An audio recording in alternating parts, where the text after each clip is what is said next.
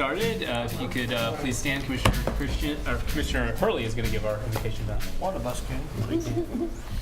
Dear Lord, we're so thankful once again for the opportunity to come together in times where there's so much turbulence and strife in our nation.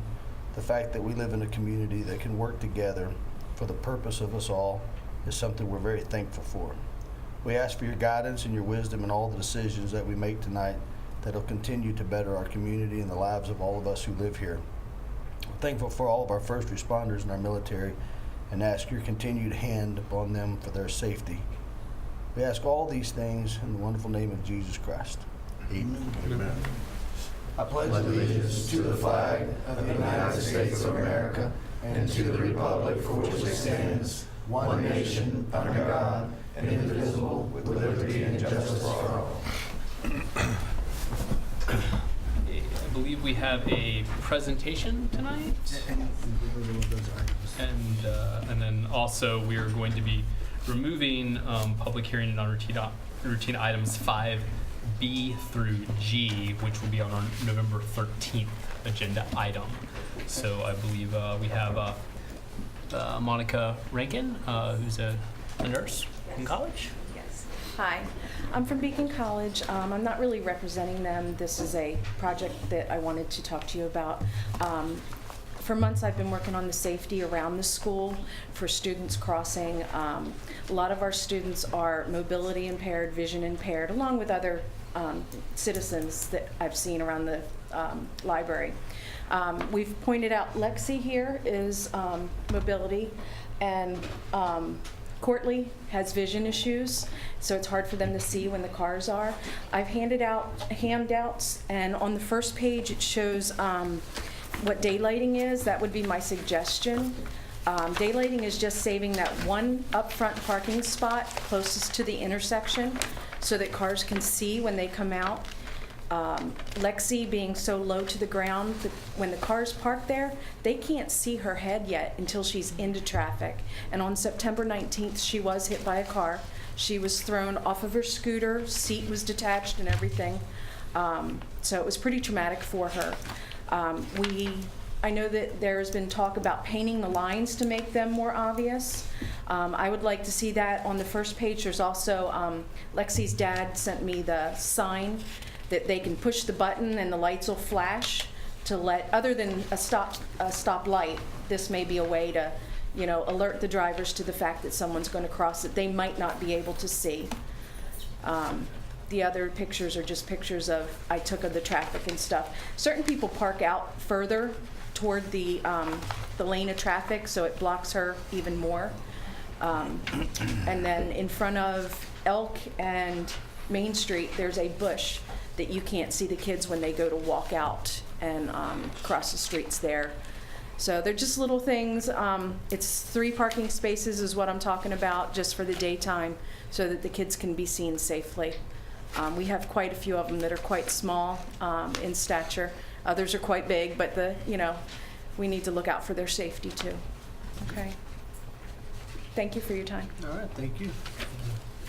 What are those 3 particular spots? What's in what storefronts are there adjacent to those? I think that's Beacon. I think that's They're all Beacon. It's Beacon? the Butcher Block or one of their Would big, they I don't know have if it's the Butcher Block, but it's The one of their chopping block. is, Okay. I think it's second, that one spot right there is right in front of the chopping block. The other one is in front of the Beacon Library. And then the next one down would be in front of Beacon Hall, where it crosses to Elk. But So in all front on of the the same public side of the library. road. So one is in front of the public library, and that's the only one that gives me a little hard. That's on the other side though. Right. That's on the Beacon side of it. Oh, you're talking about on the Beacon side. I Everything's misunderstood. on the Beacon side, Okay. and just when they come out from that side. Everything else is, the visibility's pretty good, other than that bush that is on the library side, at the corner of Elk and Main. I'm real sorry to hear that. That was probably pretty scary for that to have happened. So I'm glad you're okay there. So She's afraid to cross the streets without I anyone bet. with her.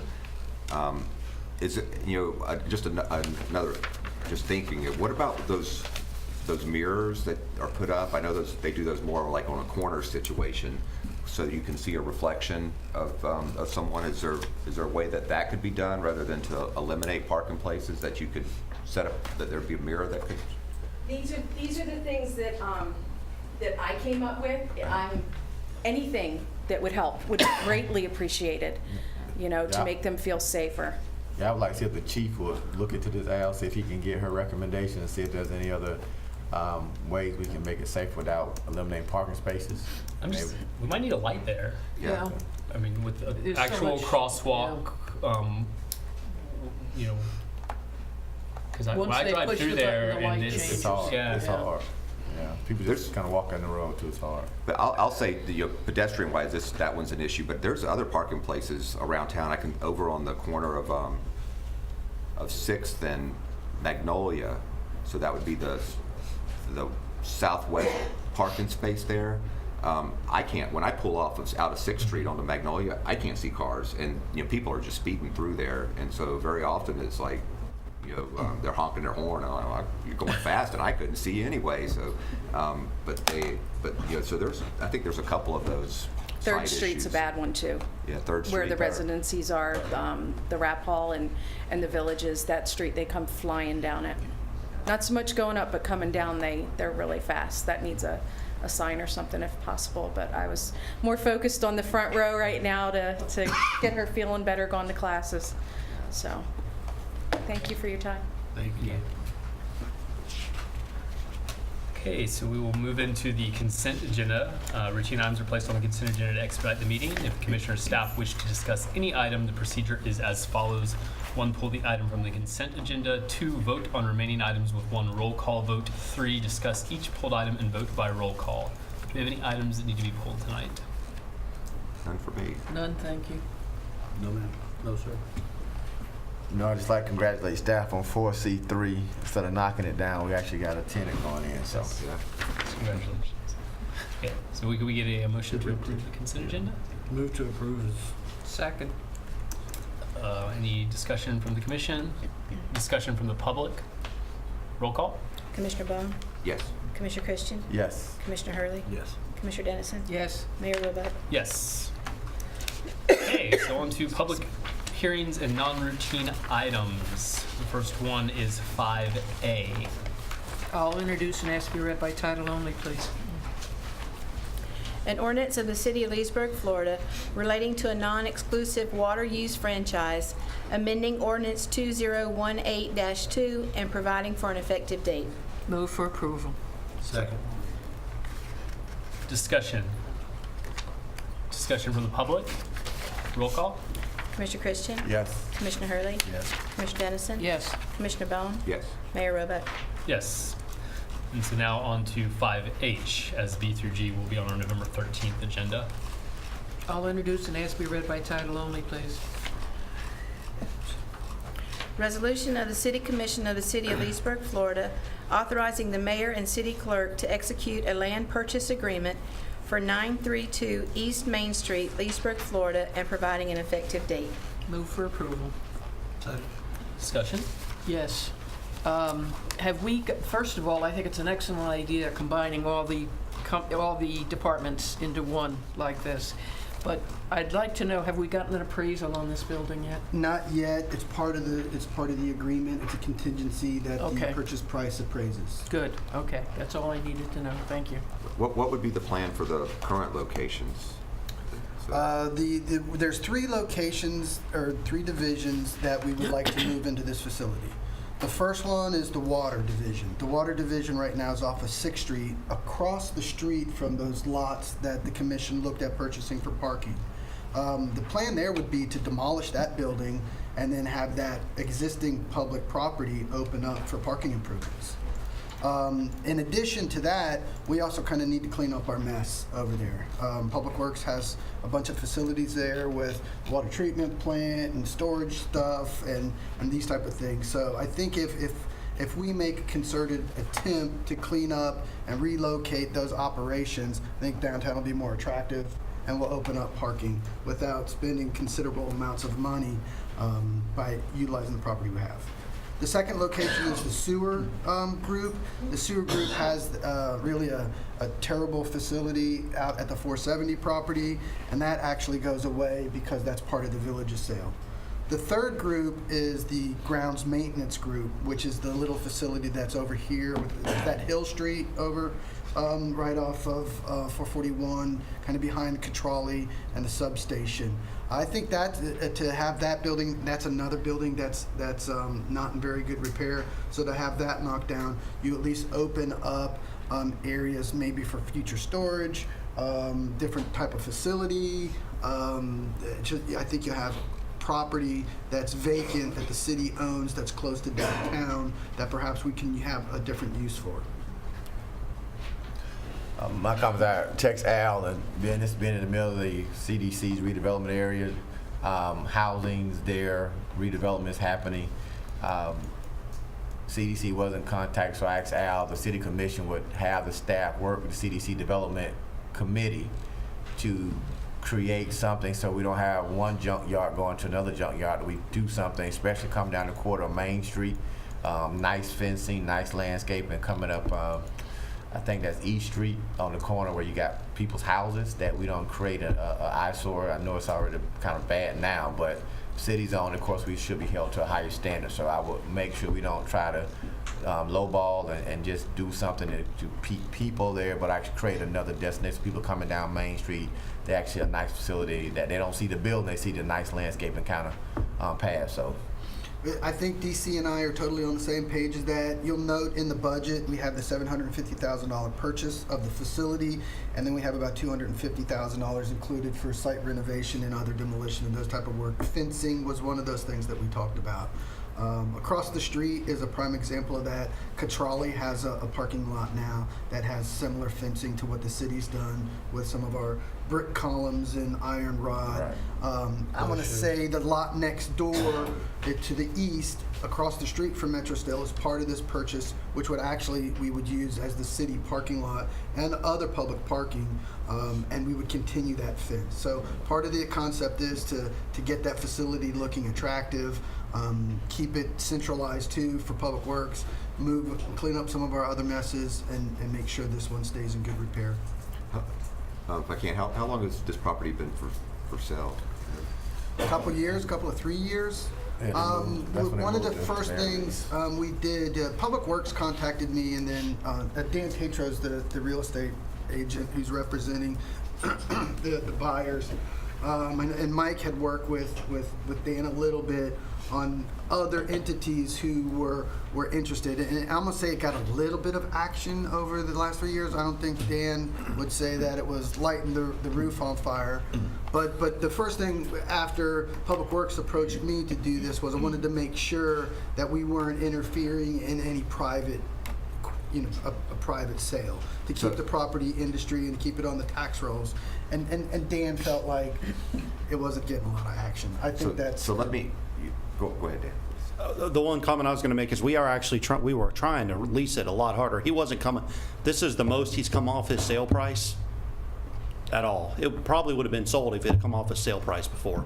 So that's the first time that's happened. So so the reason I bring it up, and it's kind of piggyback on Commissioner Christian and what he's saying here, and I don't know that we've got a targeted redevelopment plan for that area. Is there something, because here's my point. I'm gonna put my hat on for a second, that we've got a piece of property and we've got a neighborhood that, and particularly this corner, that should be considered for redevelopment, and somebody's coming to the city that says, I want to put this there.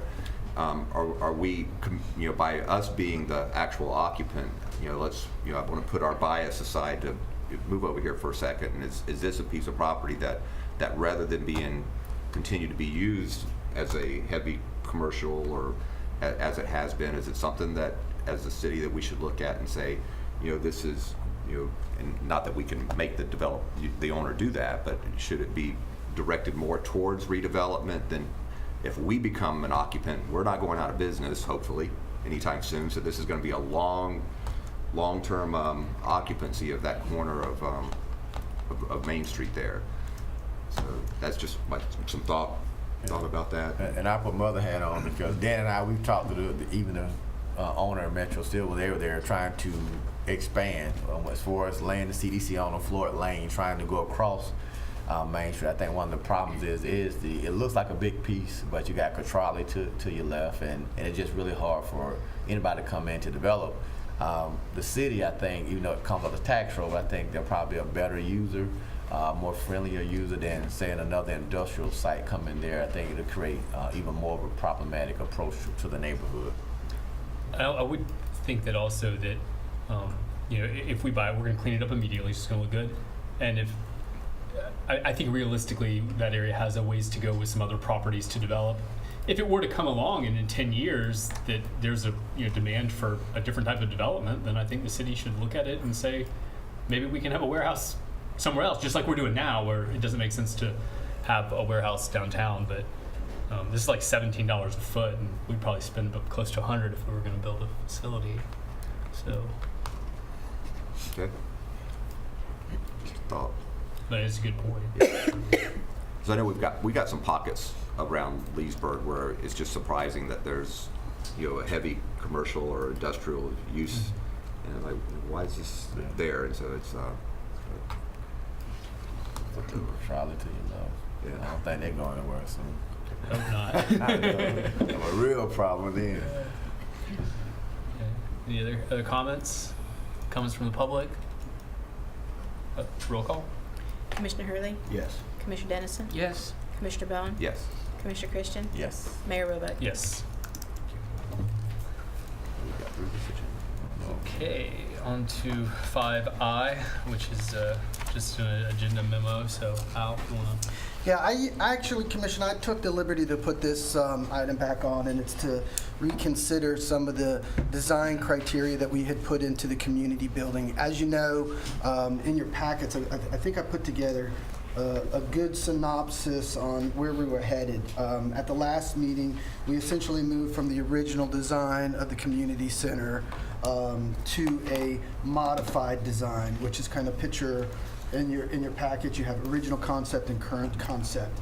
When we did that, we saved about $750,000 was our estimate, although that's still a floating number, and brought us back into pretty close to budget parameters. I asked to put this back on there because I think there's a couple of things that in retrospect I didn't bring up that I think provides new information to consider the path to make sure the path that we're going down is the one we do want to go down. In making the change, I think we did structurally change the building quite a bit. We changed the hip roof to the gable roofs, and we lost one of the biggest architectural interior features of not using the Epicor. On a full scale, I would capitulate that using the Epicor was too price restrictive, but I think if we scale back and kind of meet in the middle, we can get a product that's going to cost us a little bit more, but I think it still becomes affordable, and we can keep some of the architectural elements in the building so that it matches kind of the gravitas that we're trying to do down in Venetian Gardens. So with that, I put in a modified design. The modified design looks similar to the top design, but the big difference on the exterior that you see is the gable wings turned back to a hip, which matches the original intent. And what's not shown in the picture is the middle core of the building would move to an Epicor. This expense actually increases the budget by about $200,000. And I think it's in two parts as well. One, if you take it in pieces and just change the wings from the gable back to the hip, that was an estimated of about a $60,000 modification, and to put the Epicor in is about $140,000. So those are the two big items to reconsider. Why have I asked? I think, again, I think we missed some big features. I think the building is good moving forward, but I think it can be better. For the cost, I don't think it's unaffordable. And the big part of the financial picture that I didn't put in the discussion was the $348,000 the city did set aside in the contingency fund for fiscal year 19. So you can go grab some of that money and still come in within budget parameters. So I wanted to bring this back to the commission for your discussion. Either way you go, it is a good option. I do think the modified option is a better approach.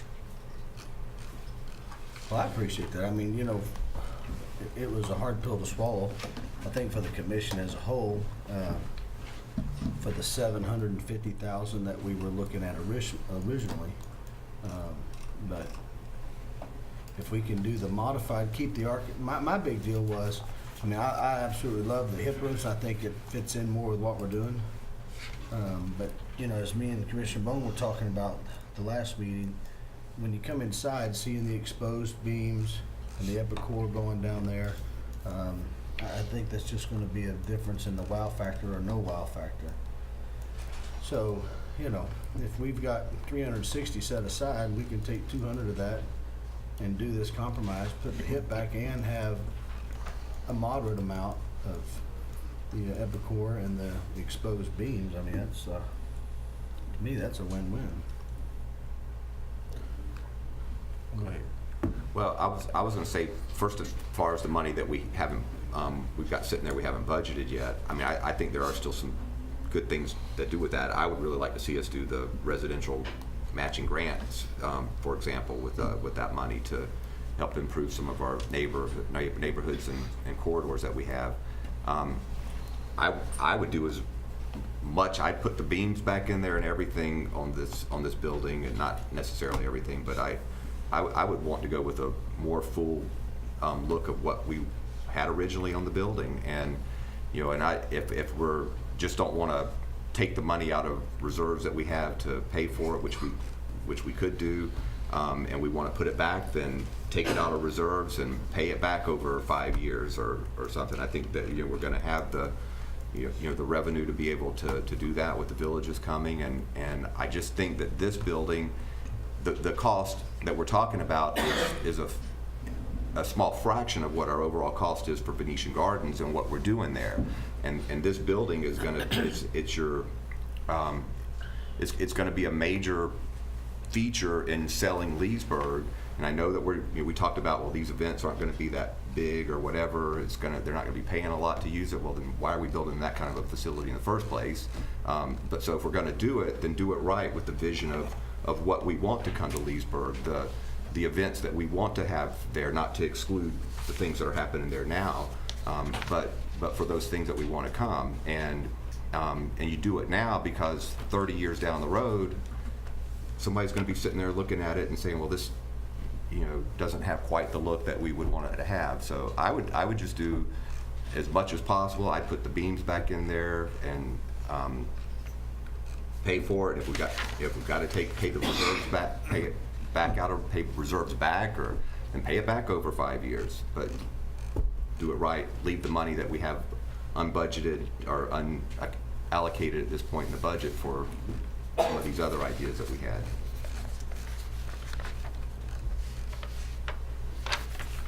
Well, when Al Collins says putting us back on the agenda, I mean, I know we had a lot of discussion the first time about how high we go, and you talked about the modified and getting us back to the look that we talked about. I met in the middle, and I think it's a good compromise that Al came up with to kind of get us in the middle. So I'm satisfied with moving a little further to give it the look that I think some of the commissioners want to see, and I think it will be a centerpiece of Leesburg. So I think the modified design for me is a go if we go that direction. Well, can I say two things too? Number one, in our last meeting, several things were said about the cost, the 7 point whatever million, and the fact that we could have done the remodel of the old one for 3.5 or 3.8, whatever it was. But people keep forgetting that even if we'd have done the remodel for the 3.5, there's still $2.5 million in site work that would have been done on top of it. So we still would have been at 5 point something or right at 6 million, even if we'd have just rehabbed the old one because of the site work that we're doing. But that wouldn't have changed. And then my thing was, and I had no idea it was going to come back on, so I just was like, well, it ain't nothing. But there was I've had numerous conversations with people who were like, I just can't believe you guys are going to take that away. You're not going to go with it the way you had it. And I mean, people were, I guess, coming from at the 6-year mark, we have fought. The community has fought us on so many things, that we've tried to do. that once the community really bought into it and fell in love with everything about it and has gotten in behind it, you know, it was just, I think for them it's a little disappointing that we were taking some of the stuff out that was major architectural type elements and cutting it back. So I'm with both of them. I will compromise, and I will go full bore and pay it back over 5 years in the reserve. So I say A to all that over there so far. I think Now it's a to my good- left. I think it's a good idea that the modified building has come up. The only thing I caution you all on before you start thinking, well, it's only this much money, we haven't gotten the price yet on the steel, and that's coming out of China, I understand. Their tariffs have been blown out of the water, so that could be another surprise coming. It would have been nice had Bethlehem Steel and all the others been able to get back up and working, you know, as we hoped they would. But it's going to be costly to find But out isn't the one of price the of that benefits right steel. now, if we lock it in, aren't we locked in? They can change it Can they? when that- everything's changed. But Yeah. that's just, we've made the commitment now, so, and I know, think that but I just want you to realize yeah, that, and I know yeah. that there's that possibility that the cost could go up. I mean, there could be another hurricane somewhere and it causes cost of things to go up. So it's something that's gonna happen, and that's a chance you take when you decide you're gonna do something like this. And I think for what we're doing, I mean, if this was for the utility department or something, and something happens, you cut back. But for this feature of your city, I think that's one that you've got to say, you know what, we made this commitment and this is what we're going to do. And yeah, the cost may go up, cost but may you still really go up, yeah. but you still do what your vision was for this type of a building, and that's going to be there. So Okay, just keep it on the back burner, though. And I will say, and Commissioner is 100% right on the steel. On the other side, building materials outside of steel have collapsed entirely over the last couple weeks. The pricing's falling pretty rapidly, lumber. And, So maybe we and ought to have this roofing. repriced. So that could work in our benefit too, but it could turn around. for timber up there. Yeah, so And that's kind of part of that discussion too, is until we get the maximum contract price on this, this is kind of in flux. So my thinking was, look, I don't want to trim it back too much and then find out, oh, we could have done something else until we get that maximum contract price. So I think we needed to go down the road with a little bit of a modified version. I mean, I hear everybody loud and clear on the fiscal side. And that's probably, if anything, I erred in this, because when I saw those numbers go from 5 million to 8 million, my reaction was draconian. And so I did that. I reacted that way. So I think I'm sensitive to both sides, and we'll be working like the Dickens to make sure that we're within. And that number's about $7.6 million. That's about what we have. So hopefully we'll get it in there, and I think we can get to this modified version and still float a little bit. yeah. So I can get behind the $200,000 one. I'm not quite on the grand. If there needs to be a third vote to get the 200, to do it better, and I don't think it would. I think there'd be. But it's more money, and I know it's contrary to this whole position on the community center from the start. But I think once you've done it, I think we do it. It's going to cost more, but then you're going to look back and 10, 20 years from now, 30 years from now. I mean, this is whatever extra you can put in this thing to make it as good a looking as possible for when people come to Leesburg. That's your feature. Now, how much do you think it was to go back to the original? 8 million. No, over what we're bumping. Yeah. We're bumping 200,000 now. How much more was it to go to the original? 7. You're going to pay another $500,000 to go back to the original. You got me on the modified. What did we? You should have come in here at 150, at 1.5 million more, and then we could have compromised. Commissioner, Didn't you read the art of the deal? with all due respect, I was dragging my tail to bring in a modified version. I think I would have to tweet that. Yeah. So would someone like to make a motion on? What, does this anybody like modified the going back to the full deal?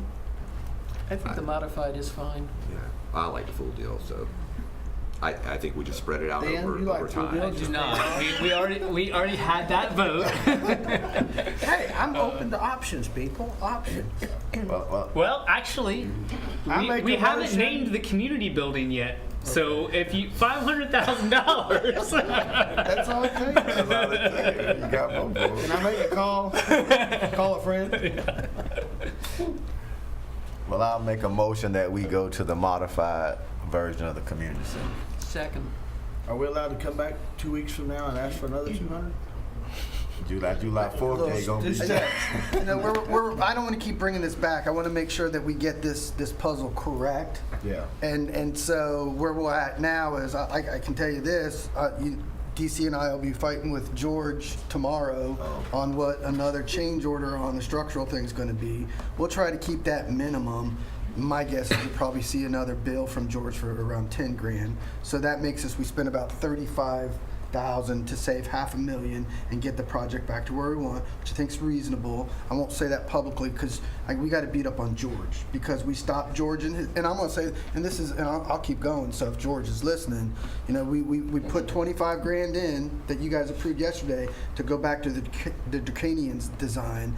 I stopped that about 3 weeks ago, so he should have some money left on that meter to go back in and put it to this, and then some of these concepts he's using is going back to his original design, so he shouldn't beat us up too bad on the change. But having said that, I do want to prepare you for that, and as we move forward, if opportunities present themselves to where we can open up, then of course I'll be back before you. I don't think that's going to happen. But you never know. I think where we're at with the modified version for me is it's a little tight. I think we can do it. We might have a little spillover, not crazy, hopefully, but where we're at is doable. I think you go to that next leap, and for pound, the modified version is the best value. Which does give us the exposed beams on the inside and epicor. Down the center. There's no exposed beams, right? No, there'll be exposed will be, beams. okay. The exposed beams will be down the center of the building. So when you're in the grand ballroom, you'll have a fixed ceiling on those wings, but in the middle where the clear story is, that will be the pop. That will be the exposed rafters with the light clouds, and that will be the architectural feature of the room. They're right smack in the middle. I also think going with this is just my personal opinion, going with the fixed ceilings on the wing is going to help with some acoustical issues. I think if we were with epicor throughout that whole room, you start getting some acoustical issues. And then I'd be back here asking for another $500,000 to wrap foam around everything. I just hope you got a good sound system, man. Don't cut your short on the sound system, man. Amen. I don't know. I can't visually picture now what the wings are gonna look like, and I can only say that I don't want them. I like our pavilion, but I don't want them to look like you walked into the pavilion. Right. At this stage, we're looking at a drywall ceiling. Yeah, finished drywall. A finished drywall ceiling. The pavilion is a drop ceiling. Yeah, and what you'll have in there is a arched or a cathedral slant with a tag at the end. Yeah. So. But I'm talking about. so- I mean, not right. just the ceiling. I mean, the walls, the flooring. I mean, everything. On the flooring issues, I'll get the commission out a memo. I can cover that in memo on how that looks. But those interior designs that everybody I think will be real proud of. I'll get that info out to you. Samples. So we have a motion, I believe, on that. Do we have a second? Okay. Any further discussion from the commission? From the public? Roll call. Commissioner Dennison? Yes. Commissioner Bone? No. Commissioner Christian? Yes. Commissioner Hurley? Yes. Mayor Roebuck? Yes. Okay, that is the end of our agenda items. Any city attorney items? Nothing tonight, Mayor. City manager items. I had a quick one. Wanted to get some information out first on the commission. Just I think Pam got with the commission, and everybody has a date with Lakefront TV for your holiday message. I think everybody's filming that tomorrow. So, That's tomorrow. Merry Christmas. And then also, I wanted to announce Low and Oak Cemetery has some events coming up. So tomorrow, October 23rd at 5 p.m. is the ribbon cutting for the cemetery enhancements that they did. That's at 5 p.m. And then November 8th, the annual Moonlight Tours of the Historic Cemetery will be there. Guided tours begin at 6 p.m. Everything starts about 20 minutes, with the last tour being at 7:20. And then Mayor Roebuck did a quick proclamation for all the stuff that Roanoke's doing. Roanoke, sorry. Okay. Public comments. Section reserved for members of the public to bring up matters of concern or opportunities for praise. Issues brought up will not be discussed in detail at this meeting. Issues will either be referred to the proper staff or be scheduled for consideration at a future City Commission meeting. Comments are limited to 3 minutes. Sir. Hi, my name's Jim DePlass. I bought a property here in Leesburg in April this year, and it was in a pretty bad state of disrepair, and it also had some code enforcement violations against it. And so prior to purchasing the property, I went to the code enforcement office and asked what the process would be, and I was comfortable with that. So I proceeded with the purchase and then started to clean out the property and get it ready for a complete remodel. And as I was walking through that process, part of it was to ask for a hearing in front of the magistrate to talk about reducing those fees based on the work that I had already done and what I was intending to do. And I was also advised prior to that hearing, we scheduled a hearing for the 14th of August, which I attended, and prior to that hearing, I was advised by the code enforcement people to notify the city attorney's office just to find out the status of the property before the hearing. And it was at that, during that phone call, that somebody from the office told me that they hadn't heard anything about this property for some time from the previous owners, and that they were wanting to put it into a foreclosure, which was a complete surprise to me because that had never come up throughout the whole process. So I brought that up at the magistrate's hearing, and the magistrate told me to call back to the office and tell them what my intentions were with fixing the property, and to ask for permission to complete the project. And that's been dragging on for some time. So I'm here today to see what I can do to rectify whatever the issue seems to be that's preventing me from continuing to move forward, and so I can do that, you know. Can you give us the address? Yes, 1505 Floridel Avenue. Where's that at? Where's Florida? Huh? 27. Yeah, near there's a subway just near there. Oh, okay. Yeah, I'm not that familiar with the area. Yeah. So maybe Fred, can you update us on what's going on? Yeah, there's quite a history on this. This was owned by a husband and wife who were estranged but not divorced. The husband was living, I think, in the garage but wasn't supposed to be, and they reached an agreement with the magistrate at a hearing months ago, probably a couple of years ago, truth be told, to deed the property to the city. I prepared the deed, the wife came in and signed it. The husband came in on the pretext of signing it, and when he was presented with the deed to sign it, he stood up, ripped it in half, and walked out of the office. So we began work on title searches and that sort of thing. Then it sold to an outfit called Peaceful Days, which was an LLC. I want to say Polk County, I'm not sure of that, but it was somewhere outside Lake County.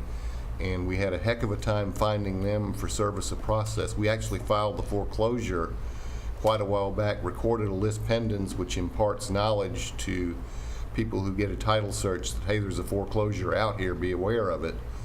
And finally, we got service on Peaceful Days. Blue Mamu, who is the buyer's company, bought while the foreclosure was pending. Under state law, if you buy after a lis pendens is recorded, you take subject to the outcome of that lawsuit. We got a judgment entered against that for foreclosure on August the 22nd, and did not hear, and the sale date is set for this coming Thursday. And we did not hear from this gentleman until after the judgment was entered. And I explained to his lawyer, if you had called me before August the 22nd, I could have just put the hearing off.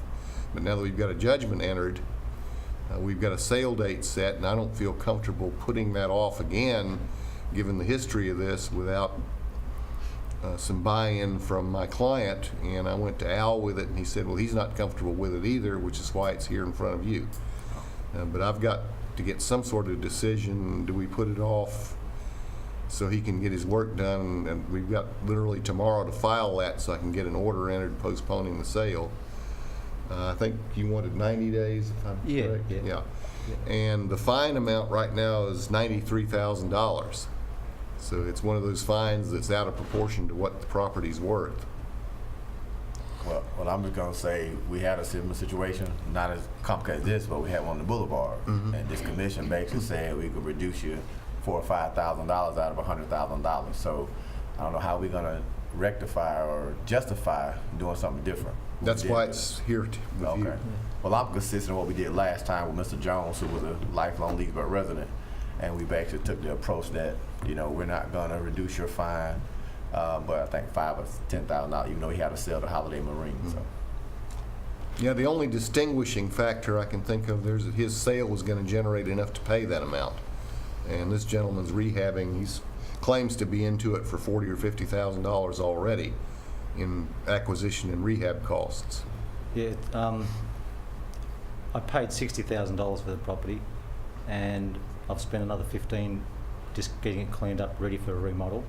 And I've had contractors on standby since the beginning of August to commence. But when this issue came up, obviously we pulled back because we weren't sure what to do next. And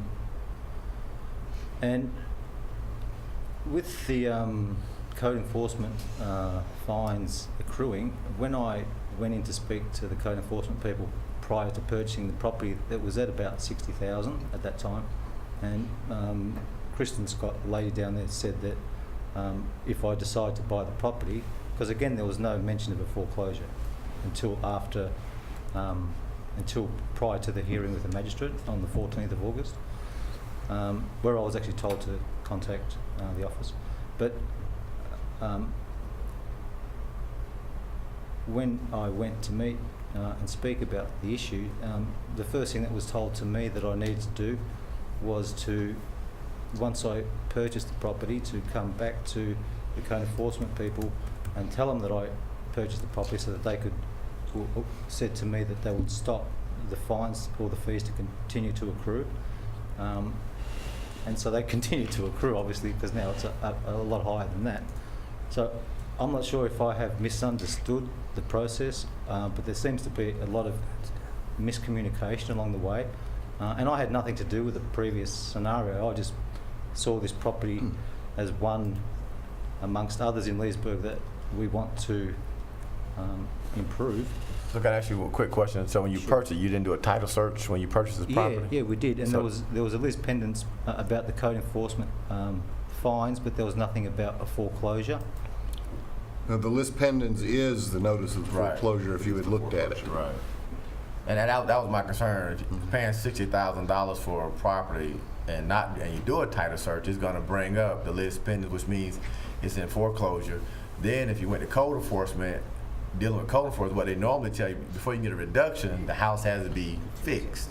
So I don't, I'm not saying they didn't tell you that, but for them to tell you when you purchase it, stop the fines, they're not going to stop the fines until the problem is rectified. So, to me, it's like you kind of bought a bad deal, and I don't know, after the title company should have told you, hey, there's a list pending, you might not want to spend $60 because $6,000. Yeah. The city's going to foreclose, it's in foreclosure, and so it's kind of hard for me to kind of say to the city attorney, hey, you did your due diligence, but a guy bought the property, and I feel bad because you invested $60,000 plus the renovation costs.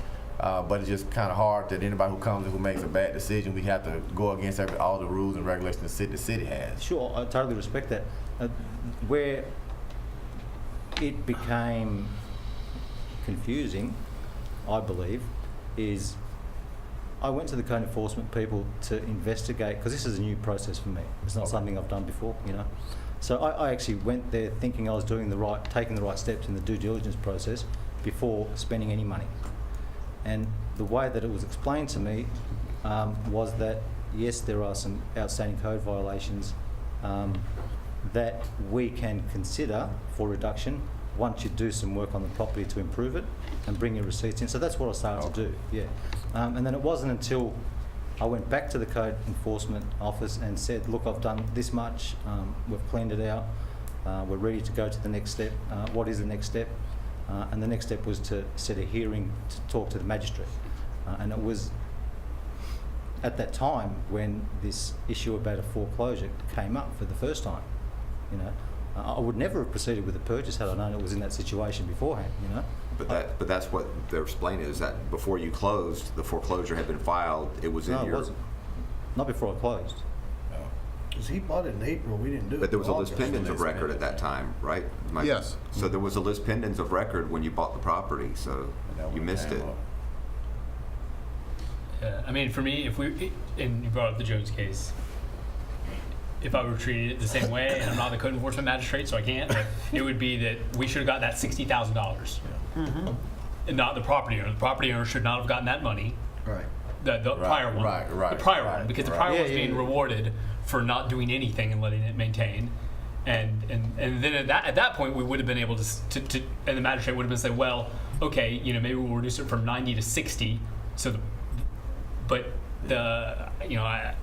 we're way beyond that. at The this list point. pendants was recorded in January. Well, you guys know how hard I've been on the code enforcement thing, and I mean, I think the mayor said it perfectly. I mean, this is a deal where the people who who our action was against was the seller, who I think did a snow job on whoever. Well, not really. I mean, I think there was a terrible mistake made, probably on your part. But It was just the explanation that was given, like. yeah. But your title company should have told you too. We did a title search, they should have told you, you know, this, you got a list pending, this property's in foreclosure, and you probably shouldn't sign this document. 'Cause that's why you pay for that title search, is to find out is in any. No, we did do that, sir. We did It was do in that, there. yeah. That's the thing. He ignored it. So. No, I didn't ignore Well, it. you went and talked to the city about. You talked to the code enforcement department. Yeah, I asked them to bring it up, and you know they explained it to me. Okay, let's go. So when you found out you had about $60,000, I don't know how much fines was there, and you were willing to pay that code enforcement fine, no, they're gonna reduce them. They tell you how much they're gonna reduce them, because Yeah. I mean, we kind of been kind of starch on reducing 60,000 to 2,000. So I mean, from what we've been kind of edging to say, we don't want to just reduce the fine. So I mean, you bought it at this code enforcement high lien, and I know you put a lot of money in it, but were you prepared to pay the city of Leesburg code enforcement department close to $55,000, $50,000? Yeah, I had factored that into our remodeling costs. Okay. And that's why I was very proactive in getting there when I was asked to get there, so that they could stop them accruing, because that was my intention all along, so that we could do a brilliant job with the renovation, and in the process be able to have some of those fees reduced. And then it seemed to get railroaded after that. Well, here's my deal, guys. He didn't acquire the initial code enforcement fines. That wasn't him. It was the first owner. That's the owner that let it get, ignored everything, ignored all of our citations. That's how this all accrued, was the original owner let the house get in violation and ignored it, not the new owner, number one. Number two, if we have somebody here who's willing, I mean, if we would have foreclosed on it, it could have been, they could have owed us $200,000, but if it ain't worth more than 60, we would have never got more than 50 or 60 for it when we sold it. So if he's prepared to give us 50,000 or whatever that we can do, then, you know, to foreclose on it and then go out and spend 6 weeks or 6 months trying to sell it for 60 or 50,000, and punish the guy who invested in our community and did not create the problem. I mean, I understand he missed it, whether, you know, that's a lack of knowledge and understanding, but he did miss it somehow, and here he is. But I don't know. I mean, I think that if he's willing to pay the practical part of it, that's contributing. How much are you? What are you proposing to pay? Well, the renovation is going to cost about another 50,000. Yeah, but Probably what are you proposing to pay? In fines. in fines. Well, whatever you believe is fair, like based on that original 60 that it was when I first went there. You know. And we can't do that. We have clearly delegated that authority to And that's to a the special, he said that's a magistrate. special matter. All we can do is say that we want to wait on the foreclosure, I think. And I don't, and I certainly, I don't disagree with anything Commissioner Hurley says, and I feel for him, but I also think it's important as a commission that we don't start making individual decisions in code enforcement cases, because that's the whole reason we have a board. But I think we do have a little different situation because we've got a foreclosure judgment already, Okay. right? Yes. So, and the judgment is for how much dollar amount? 90,000 some odd. So really, this is beyond a code enforcement. Well, it's still mingled in there, but this is now becomes a decision I think that we can make because we hold a judgment worth $90,000, and we can decide, well, how much do we want to continue with the foreclosure, or are we willing to accept some amount of money on that 90,000? Now it would be subject to him still being subject to code, correcting his code violations at that point, but. I look at it a little bit different. That I think that we could take some be more involved in it because of the judgment situation. Okay. So. That's fair. And I'm not trying to punish you. I mean, I appreciate the fact that you are buying a house in Leesburg and making it look beautiful. You know, my thing is, you know, you're not a novice at this. You know, you don't do this all the time. So you know, I don't know if you got a business doing this. You just kind of just missed it. And we all make mistakes. So, you know, I'm one to say, you know what, fix the house up, go for the special magistrate, see what she does or what she says, then come back and we'll work on the judgment at that time. You know, I don't have a problem if the judgment is $2. If you do something code for it, go back to the city of Leesburg and you become whole and learn a very expensive lesson, but I think I don't want to take your house. I think you've done a good job at coming here and hopefully you learned a valuable lesson. We've all bought some stuff that we probably wish we wouldn't have bought. So, But what happens? I mean, how does it? I think can we just ask Fred to wait off on this enforcing this judgment while he continues the code enforcement process? Is that Well, he would have to what's the renovate. Right. And he says he can finish that within 60 to 90 days. And I proposed to his attorney that we put it out to 120 just so he would have time to get to the magistrate and things before the sale comes up. right? And then it's up to the magistrate on the actual fine, and that's kind of outside of our hands. Yeah. Now, does this sale have to be publicized and put out to the public Yes, so that somebody else could go and buy this house? yes. But nobody's going to because of the amount of the fine. Yeah. But shouldn't he have Somebody did. a little more certainty as to, I mean, before he goes and spends more money on something that to renovate, to put more renovations in, and he finds out the fine only got reduced to this, I just lost more money. but we can't do anything about that. Not the code enforcement Yeah, that's code fine, enforcement. though. All that we do is the Only the judgment. judgment. But code enforcement, he has to literally fix the house up before he can actually ask for a reduction. Yeah. So all the remedies have to be corrected before he can even ask code enforcement to reduce it $1. That's the risk, because you can't say reduce my fines, and he walks away from the house and we still right back where we are.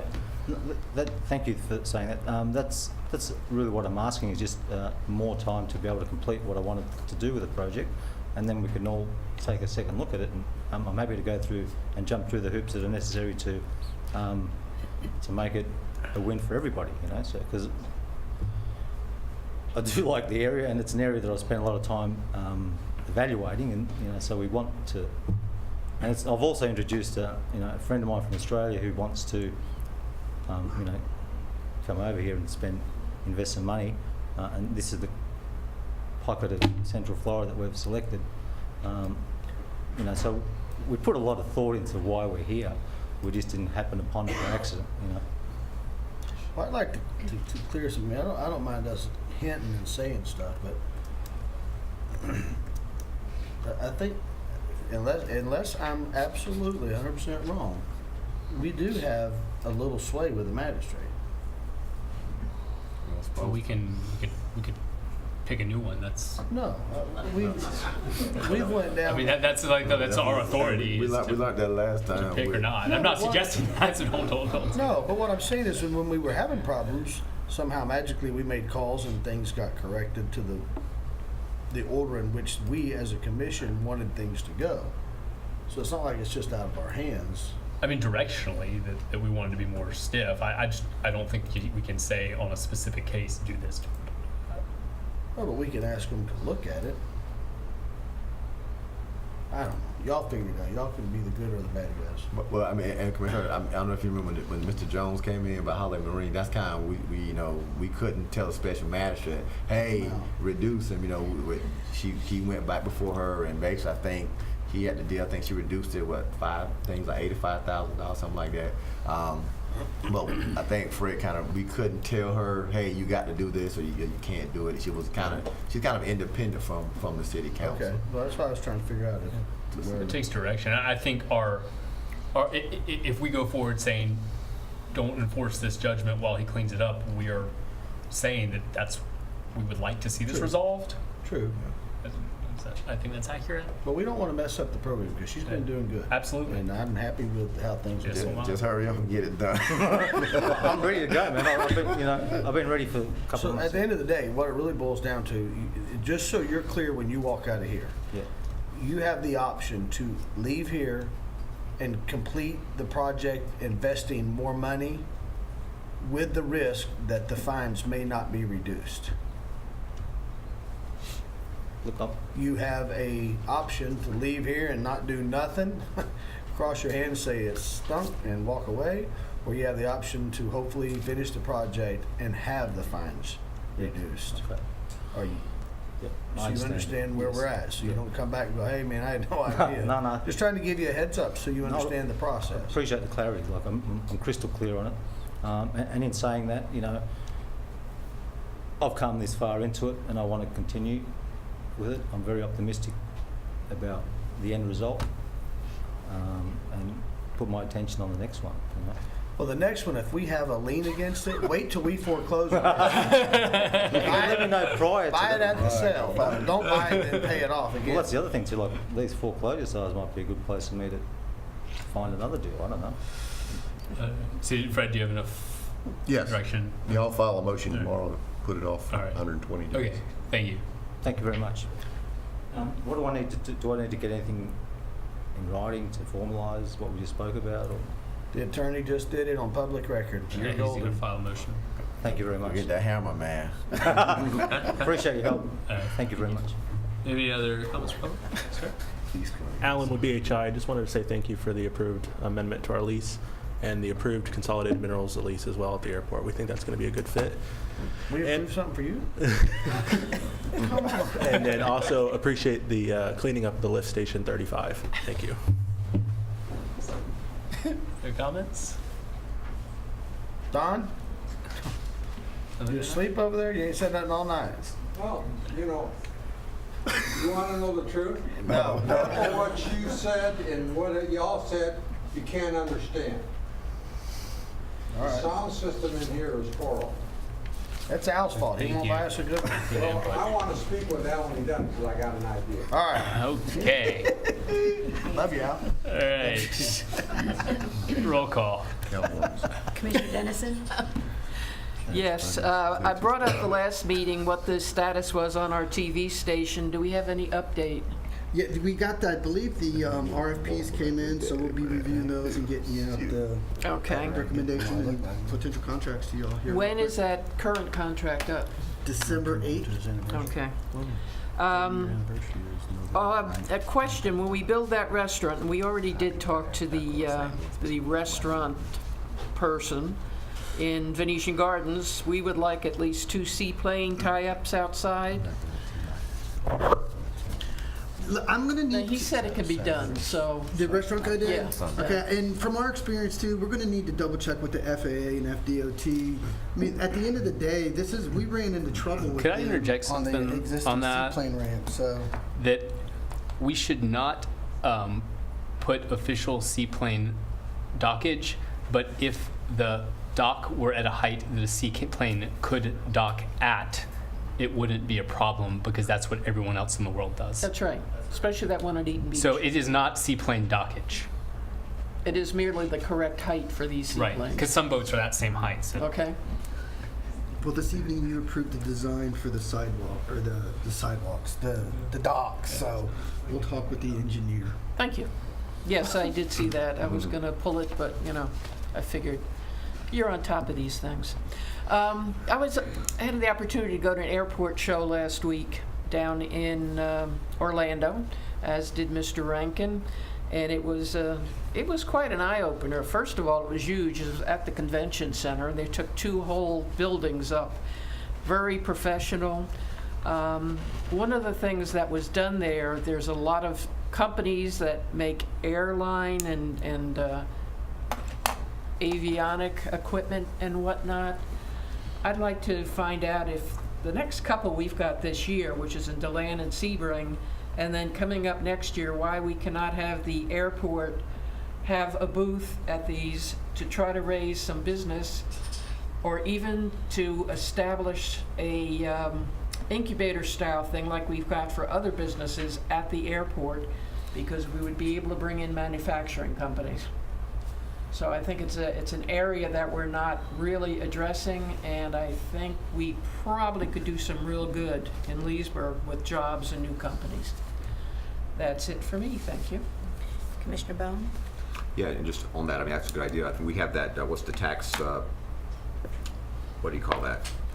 Where if they bring in widgets and they put them together, the increased. Yeah, it's a foreign trade zone there, so that's a real good selling point for. That's right, completely for forgot that, yeah, absolutely. So on a much smaller scale than something like that, I mentioned this to Al the other day. So some people are kind of, a little bit complaining a little bit that we're having Christmas before Halloween downtown. And I understand, the time that it takes to put up decorations and things, and I don't know if there's anything to be done to. I drove downtown the other night and it was like, oh, it's Christmas, and I don't know how everybody feels about that. Is it too early, or you've got scarecrows up and Christmas lights up at the same time? Well, scarecrows like Christmas lights. Yeah. Here we go. Just a couple food for thoughts on that, so everybody understands. Each year we tend to grow our Christmas decoration, and some of that's coming from the partnership, and some of that's coming from us. But our display grows. 2, we also had the big change this year, or temporary or whatnot, however it's going to be with Venetian Gardens. With Dozer Circle being under construction, we've got a big hurdle to kind of switch everything around over to Ski Beach, where most of the decorations are going to go this year on a temporary basis. So that was a new thing. And 3, we got a little bit of short-staffed issue there. And then 4, we try to get everything ready for the Beer and Brew Fest, which I believe is early November. So when you put all that together, and the amount of work and the amount of people that we got going, and to keep everybody happy, we were starting, I think, in August is when we actually started getting lights up. So, I mean, is it something, can we unplug them or something? Or do we keep them on? Or yes. Yeah. I've gotten some feedback about the Christmas as well being kind of early. Yeah. I mean, I don't know if we just, they're Especially up, downtown. but we don't have to plug them in. Well, Cracker Barrel's got Christmas up. Do they? Well, they don't have scarecrows, though. They got ghosts. That's it. So that's nothing. That's all I have tonight, but just a little item there. Commissioner Christian? Want to commend our staff and from bringing forth a modification of the community center. I think it's going to be great for Leesburg. I had an opportunity to go, and I think Commissioner Dennison and Mayor Roebuck was there at the Carver Heights 20-year plan, and it seemed like the residents were at our commission meeting because a lot of the things that they said resonated with what we were talking about, especially concerning our youth. And there, I talked to Al about this. Is one building up front. It sits on Griffin Road, right across from the health department. And we talk about things for our youth, performing arts, music, dance. And we had a meeting, I think, at the Resource Center where several community partners were there, the Center for the Arts, Lake Community Action Agency, Kids Central. They all were talking about some of the things that they're doing as far as with the community. So talked talked to Erica, who works for Kids Central. She actually does dance, and talked to Maria from Center for the Arts. She's already come to the Resource Center about doing things in the community for young people as it relates to arts. Just need a musical person to get on board. So, Tina, if you can just go through it real quick. This is just a front picture of the parking lot. It's already there. The city actually has been talking about, that's across the street, the Lake County Health Department. And the realtor said the city's already been kind of talking. That's behind the building with a shed attached to it. That's actually the shed. The rear of the property. That's kind of side view. I had to do this kind of quick, y'all. That's the side where the extra green space where additional parking could be. That's actually the parking lot. The building is 3,900 square feet. It was built in 1982. Knights of Columbus had the city actually been talking with them about buying it. We looked at doing our wellness center there. Until we build the teen center, knock on wood, I think this would be a perfect spot for us to have for youth activities, for performing arts. I think I don't know what the list, but I think Al talked to him, I think about $200,000. That's right, Al? About $200,000.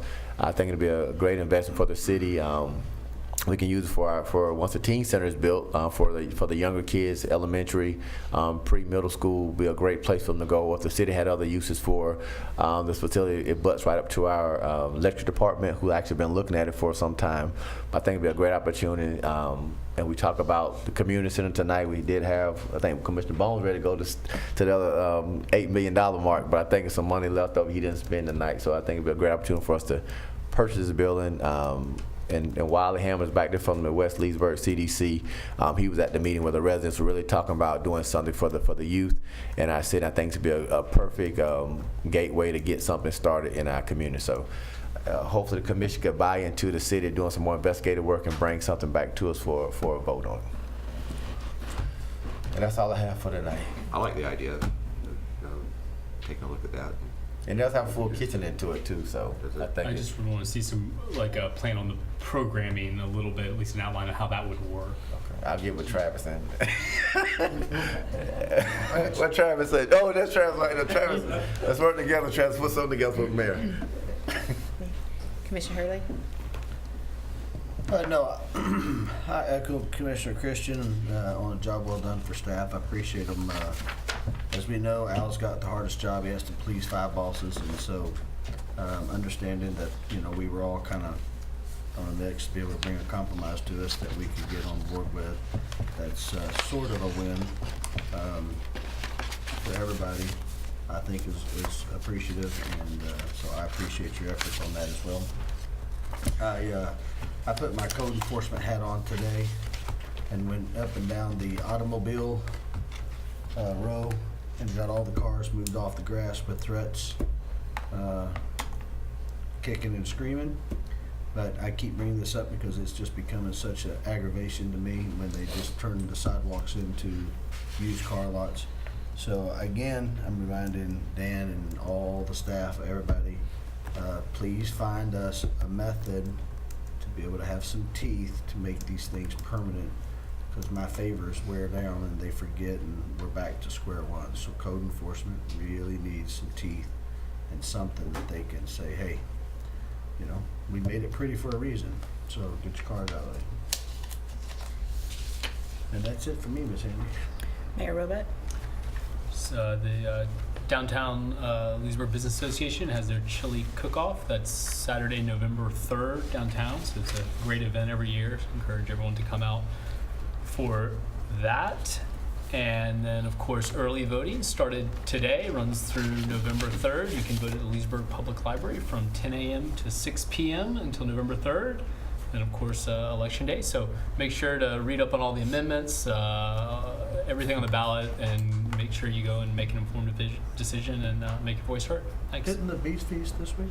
Oh, yes, I'm sorry. The Beast Feast is Thursday.